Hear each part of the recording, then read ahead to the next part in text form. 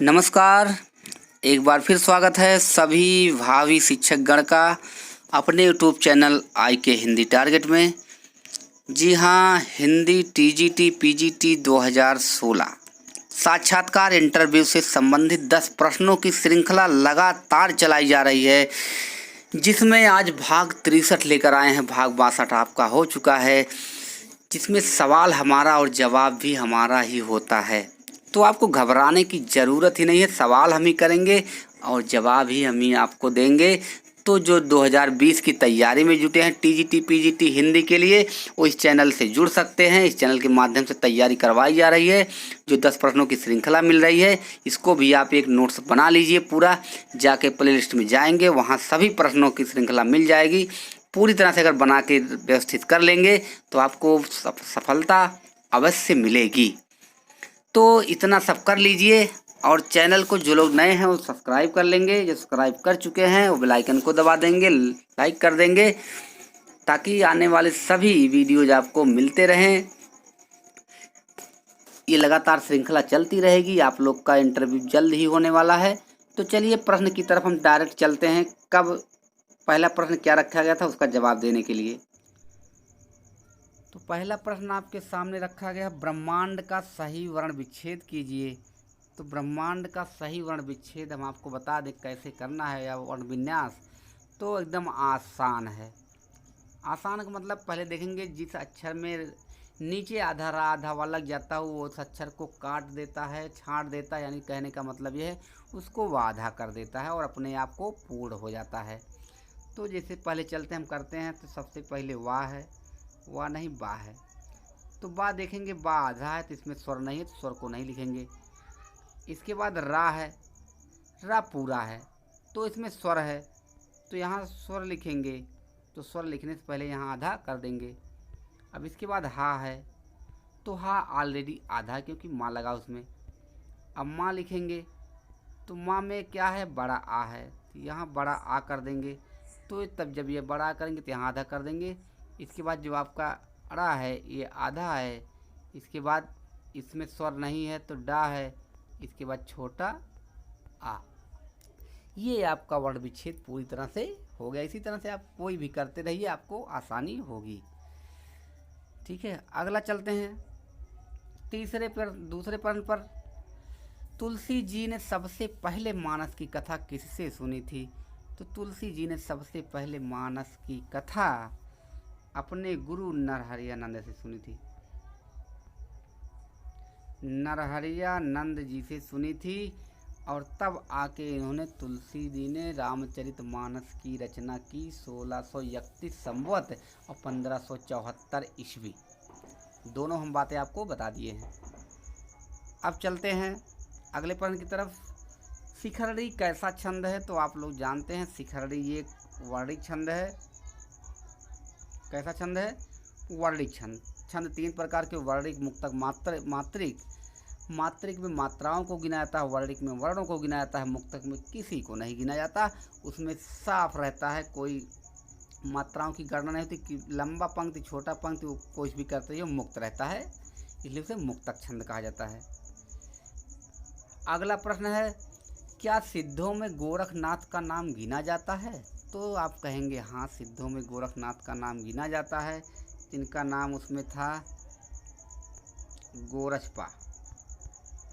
देखे होंगे जब 84 सिद्धों में देखेंगे तो उनका नाम गोरचपा मिलेगा। तो सिद्धों में 4 लोगों का नाम गिना जाता है सिद्धों और नाथों में, जिसमें गोरखनाथ, चरपटनाथ, नागार्जुन, जलंधरनाथ। कहीं कहीं आपको 3 भी मिलेगा। रामचंद्र शुक्ल के अनुसार 3 ही है, सरस्वती पांडे के अनुसार 4 हैं। तो जब ये साहित्य यानी जब बुक वाले, आयोग वाले नहीं सही कर पाते तो हम लोग क्या सही करेंगे? तो आपको 4 भी बताना है। अगर कहते हैं 3 है तो आपको मानना पड़ेगा, आप कहेंगे जी हाँ 3 भी है। ठीक है, अगला प्रश्न, श्लेष में अभंग अलंकार का कोई उदाहरण सुनाइए।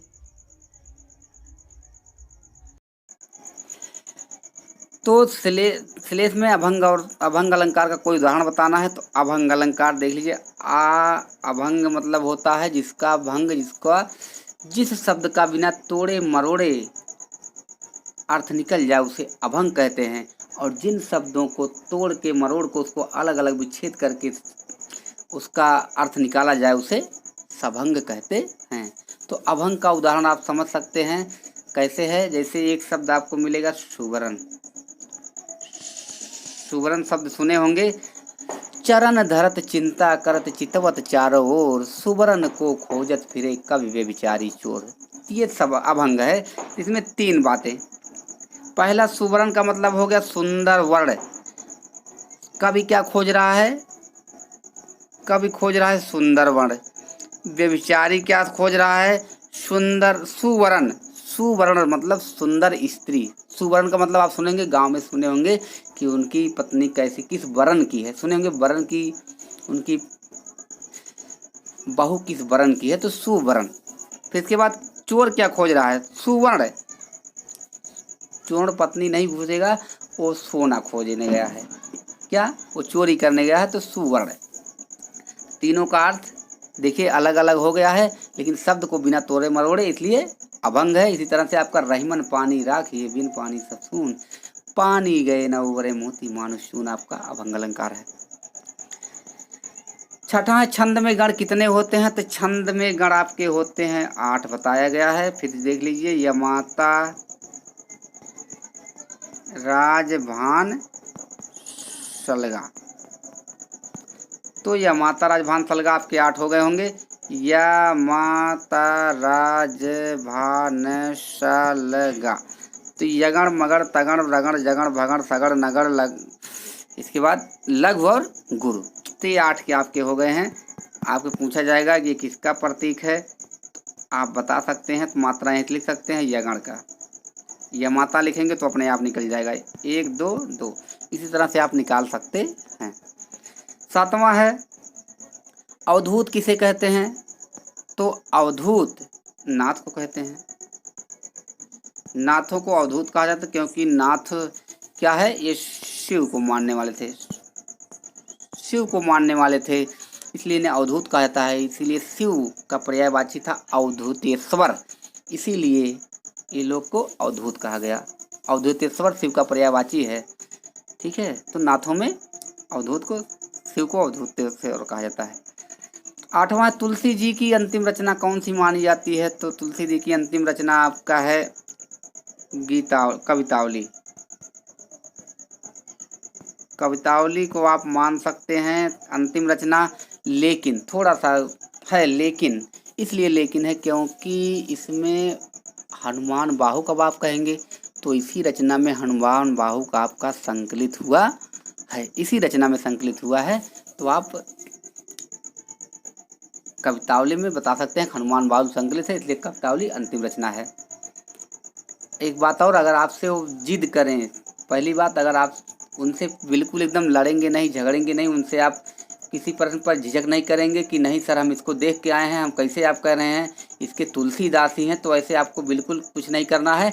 अगर वो जो कह रहे हैं उसी को आपको मानना है, वहाँ कह देना है जी सर हो सकता है। जिसे आपसे अगर कह दें, आपने कहा कि साखी किसकी रचना है, तो आप कह देंगे कि कबीर दास की है।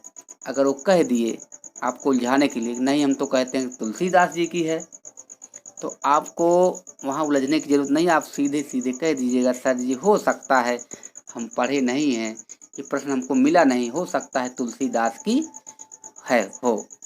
तो आपको ऐसे नहीं कहना नहीं हम देख के आए हैं तुलसीदास, कैसे आप बता रहे हैं, हम इसके साक्ष्य दिखाएंगे, ये दिखाएंगे, वो दिखाएंगे। तो आपसे अगर उलझे तो आपके जो नंबर मिलने वाले हैं उसको उलझा देंगे और उसको उल्टा घुमा देंगे, तो आप घाटे में चले जाएंगे। वो तो यही सोचते हैं कैसे उलझे हमसे, तो आपको ये सब करना नहीं। जो आप कहें, अगर वो आम को आम इमली कह रहे हैं तो आप उसको भी कहिए जी हो सकता है इमली ही हो, क्योंकि वो सब यही सब उल्टा सीधा पूछते हैं। 9वां है ब्रह्मा का पर्यायवाची शब्द बताइए। तो ब्रह्मा का पर्यायवाची शब्द विधि, यानी विधि,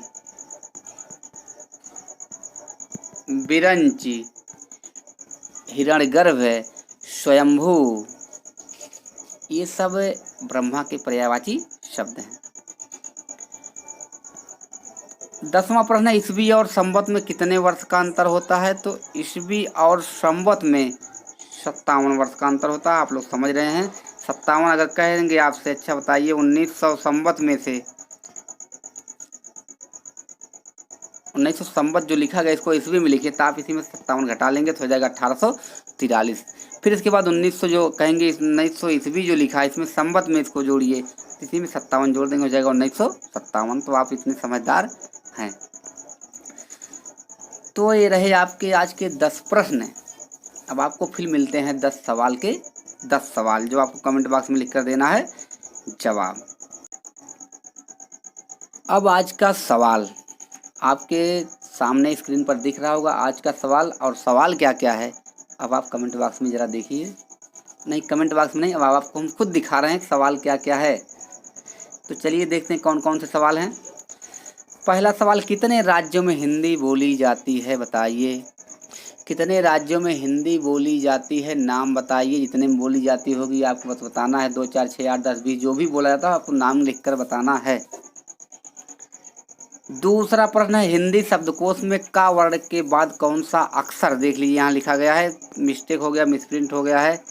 ये कौन सा अक्षर नहीं, ये कौन सा अक्षर, कौन सा अक्षर आता है। तो का वर्ण के बाद कौन सा अक्षर आता है ये भी आपको कमेंट बॉक्स में लिखकर बताना है। तीसरे प्रश्न पर चलते हैं, पद से छोटी इकाई क्या है बताइए। जी हाँ, पद से छोटी इकाई क्या है आपको कमेंट बॉक्स में लिखकर सभी प्रश्न को बताने होंगे। कोशिश करिए, सभी प्रश्नों को बनाने की कोशिश करिए, हर बिंदु तक पहुंचिए कि कहाँ से प्रश्न आया गया है, इसको हम देख के बताते हैं। किसी भी तरह से आप, हम कई बार बताए हैं, देख के बताइए। चौथा, राजभाषा आयोग के अध्यक्ष कौन थे। राजभाषा आयोग के अध्यक्ष कौन थे। पांचवा है, हिंदी की आदि जननी कौन है। पांचवा, हिंदी की आदि जननी कौन है ये भी आपको बताना है। छठा है, हिंदी भाषा के विकास का सही अनुक्रम बताइए। तो आपको बताना है सही अनुक्रम में क्या बताना है, सबसे पहले क्या है, पहले क्या है, फिर क्या है, फिर क्या है, ये अनुक्रम आपको बताना है कि हिंदी कहाँ पर आके रुकी, पहले है, बीच में है, बाद में है। तो अनुक्रम आपको कमेंट बॉक्स में लिखकर बताना है। सातवां, छायावाद और प्रगतिवाद में अंतर बताइए। जी हाँ, छायावाद और प्रगतिवाद में अंतर बताइए। तो आपसे पूछा जाएगा छायावाद प्रगतिवाद में अंतर बताइए, कहानी उपन्यास में अंतर बताइए, नाटक एकांकी में अंतर बताइए, आत्मकथा और संस्मरण में, आत्मकथा जीवनी में बताइए, संस्मरण रेखा चित्र में बताइए, बोली और भाषा में अंतर बताइए, खंड और महाकाव्य में अंतर बताइए। ये सब अंतर आपसे पूछा जाएगा। तो आपको ये नहीं है कि बस आप एक कवि को याद कर लिए तो हो गया काम, आपको सर्वांग निरूपण यानी सब अंगों को टच करके वहाँ पे जाना है, सभी अंगों को देख के जाना है जितने हिंदी साहित्य में हैं। तो किसी ने कहा कि ऐसे प्रश्न नहीं पूछे जाएंगे, ऐसे पूछे जाएंगे, तो हम नहीं कहते। तो आपको बस हम बता रहे हैं, मार्ग रास्ता दिखा रहे हैं, आप इसी तरह से करिएगा। आठवां है, आदिकाल का समय ईस्वी में बताइए। जी हाँ, आदिकाल का समय जो भी होगा आप उसको ईस्वी में लिखकर बताइए, दर्शाइए। आप कह देंगे, चलिए खड़े हो जाइए और लिखिए इसको। नौवां है, सर्वांग निरूपक किसे कहते हैं बताइए। तो सर्वांग निरूपक किसे कहते हैं ये भी आपको कमेंट बॉक्स में ही लिखकर बताना होगा। और आज का 10वां प्रश्न है, अंडे का शहजादा किसे कहा जाता है। ये आपका मुहावरा है। 10 प्रश्नों की श्रृंखला आपकी पूरी हो चुकी है। अंडों का शहजादा किसे कहा जाता है, सभी प्रश्न कमेंट बॉक्स में लिखकर आप लोग बताइए। आज के लिए इतना ही, फिर मिलते हैं अगले भाग में, तब तक के लिए धन्यवाद, नमस्कार।